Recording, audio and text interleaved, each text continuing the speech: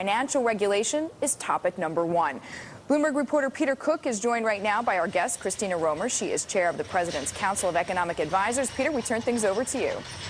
Thanks very much, Deirdre. Going to get some White House perspective on this rollout, the most significant overall financial regulation since the Great Depression. That's what people are calling it. Christina Romer, first of all, thank you for the time. Appreciate it. Great to be here. From your all's perspective here, there's already criticism. It goes too far. Some saying doesn't go far enough. Have you struck the right balance? I think we have, and probably the fact that the criticism is pretty equally from both sides is a sign of that. Very much the philosophy was to not just bulldoze everything that we have, but to take the existing structure and make it work better. And especially that Financial Oversight Council will make sure that the mix of regulatory agencies that we have, there are no longer gaps, that there's someone that makes sure that everything's working well. I think that's going to be important. Just a couple seconds before we hit a break, Renee, I'll hold you over. But really quickly, this idea that you didn't alter the architecture that much, their criticism of that, people saying this is a missed opportunity. I really think that we're doing what needs to be done for the American economy and for the financial system, and not going beyond that. And that's what we set out to do, and I think that's the right thing to do. All right, listen, we have several more questions for you. Want to get into some of the details that will affect the financial community. We're back with Christina Romer here at the White House, the latest on the White House's overall financial regulation. We come right back. Andy, we're going to take you right now back to Washington and Peter Cook. Peter.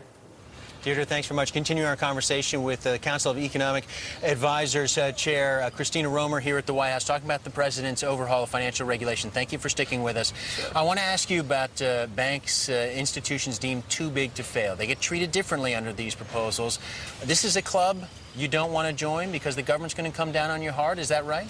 I think it's a club that the government needs to watch. And so absolutely what we are doing is saying that any financial firm, whether it's a bank or not, if you're big enough, interconnected enough that your failure would threaten the whole system, absolutely someone's got to be watching you. That's the systemic regulator, and it is a job that we're proposing to give to the Federal Reserve. Give to the Federal Reserve. Let me ask you one other question about this. Liquidity and capital requirements for these large institutions, are they going to be so big that it's going to incentivize these firms to get smaller?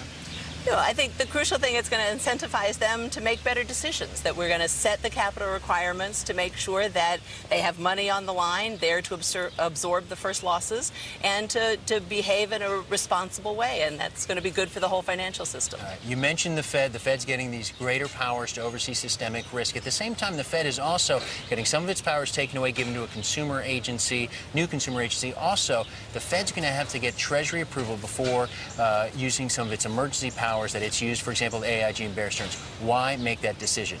I think there is a sense that we are giving the Federal Reserve some additional powers, and there was a sense also that some more checks and balances make sense. I mean, my understanding is in the current situation, the Fed is often consulted with the Treasury. This is just making it somewhat more formal. I mean, one of the things we know, when the Fed does take some of these unusual actions, they are perhaps taking on more risk, putting taxpayer dollars on the line, and it's appropriate that elected officials have a role in those decisions. All right, Christina Romer, a lot more questions for you. We thank you very much for the time for joining us here at the White House.